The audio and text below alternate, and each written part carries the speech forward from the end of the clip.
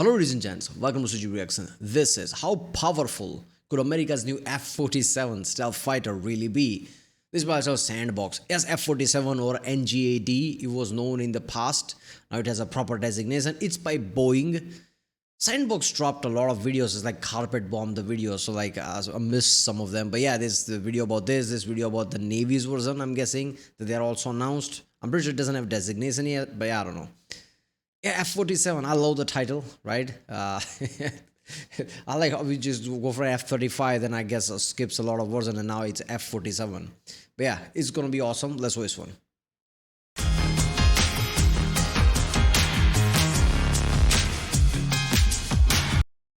Remember, if you like my reaction, do follow, like, and subscribe so I know which type of videos to react to more. I like watching tech videos like this, military tech videos. It really tells you how the future's going to shape. We just saw the Chinese version of it, like whatever sneak peek that was. Like China doesn't give details, but yeah. So now US is like, oh, here you go, F-47. It's been flying for a long time now, like few years. Boeing has been doing that. So it's going to be really interesting to see numbers versus numbers somehow. Like how good F-47 is compared to the Chinese one. I'm going to guess really good because it's USA. USA has technology. USA has experience. Of course, they're going to have like, USA has the money. So of course, they're going to have the best one. It's like all the checklists, they're the top of it. Why wouldn't this F-47 be best at everything? F-35 is already best at everything. This is better than that apparently. So let's watch one.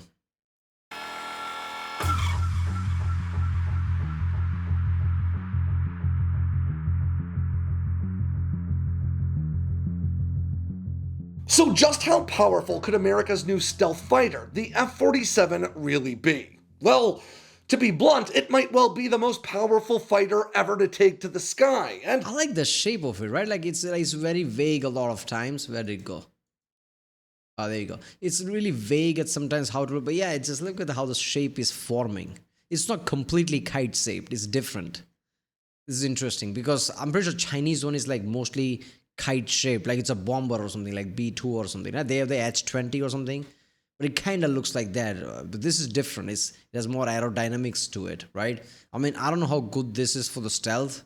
But everything else, like agility and everything, like this shape might be good. I don't know. will be the most powerful fighter ever to take to the sky, and the ultimate deciding factor will probably be the size of its engine compartments. Back in 2022, the Air Force awarded contracts to GE and Pratt & Whitney to begin development on the next generation of advanced turbofan engines to power America's next stealth fighters. Now, since then, the DoD has invested a total of some $7 billion into this effort, known officially as the Next Generation Adaptive Propulsion Program. Now, both GE and Pratt & Whitney have already built prototype engines, using the F-35's single-engine compartment as their model, which makes a ton of sense because the F-35's F-135 turbofan is the most advanced and powerful engine ever installed in a fighter. Now, these new engines offer different operational modes, sort of like VTEC for fighter jets. Wait a minute, it will have two engines, right? Because it's like air dominance plane, like how F-22 is, how F-15 was. So it should have two engines. I don't know. For my car guys out there, including a high-efficiency reduced power mode to maximize fuel range and a high-power, lower-efficiency mode to maximize thrust when you need it most. Now, when I spoke to GE about their engine, dubbed the XA100 a few years ago, they were already reporting a roughly 20% increase in thrust over the F-135, a 30% increase in range, as much as 50% more loiter time, and an incredible 200% more cooling capacity. And while all that power and range is very important, that added cooling capacity will allow these engines to produce far more electrical power than any previous. Not just that, if it can cool faster, it'll be efficient, right? Heating is a problem in everything, regardless of what it is, right? Whether it's electronics, computers, or engines, or whatever. Heating is like a real problem.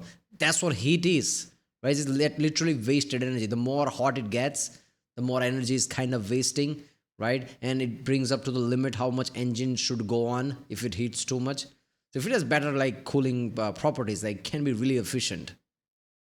turbofans, allowing for more advanced onboard systems and eventually even directed energy weapons or lasers. Now, if we were to do some very rough back-of-the-envelope math, we could look at the F-35's F-135 turbofans' maximum thrust output under afterburner, a jaw-dropping 43,000 pounds of thrust, and increase that by a healthy 20% to an absolutely incredible 51,600 pounds of thrust. Now, we know the F-47 will be a twin-engine fighter like the F-22 it aims to replace, and if it is quite a bit larger than the Raptor, as many predict, that might even allow for two engines that are roughly the same size as the F to replace, and if it is quite a bit Wait a minute, but now it has like this smooth kite shape, but that's not what the before image was. Like, what is happening? How the plane looks, man? Like, is it a secret still? Like, people are still guessing what is happening? Because this is different than the earlier image, isn't it? larger than the Raptor, as many predict, that might even allow for two engines that are roughly the same size as the F-35's, which of course flies with just a single engine. Now that would mean engine compartments capable of housing two 18-foot, 6,400-pound turbofan engines. But if it did, the F-47 could boast a bone-crushing 103,200 pounds of thrust under afterburner, and become the first fighter in history to break that 100,000 pounds of thrust mark, which is more than 33,000 pounds more thrust than you can pull out of today's Raptor. Of course, the F-35 only carries one engine, while the Raptor carries two. Hold up there. You telling me that it will have like a higher Mach speed, or they're going to limit it? What is like Mach speed of F-22? Isn't it like 2.2 or 2.4 or something? No, wait, that 2.2, right? That's what it is. I forgot. So is it going to have higher than that? I don't know. I think they're going to limit that. I think they're going to focus on Super Cruise than just afterburner based. Pratt & Whitney F-119s. Now these engines are actually the basis for the F-35's powerhouse power plant, but they're each about 2 feet shorter and about 1,400 pounds lighter. Now this difference in size means the Raptor's engines each produce a bit less power, 35,000 pounds of thrust under afterburner for a combined 70,000. And if we were to increase the thrust output of these smaller engines by the same 20%, we'd be looking at 42,000 pounds of thrust from each for a combined 84,000, which isn't quite as mind-blowing, but is still plenty enough to be the most powerful fighter on the planet. But to be clear, these are rough estimates scribbled in a notebook by a deeply fallible nerd, and we won't really know how powerful the F-47 will be until GE or Pratt & Whitney win the contract. Yeah, I think they're going to have to... I think they're going to go insane.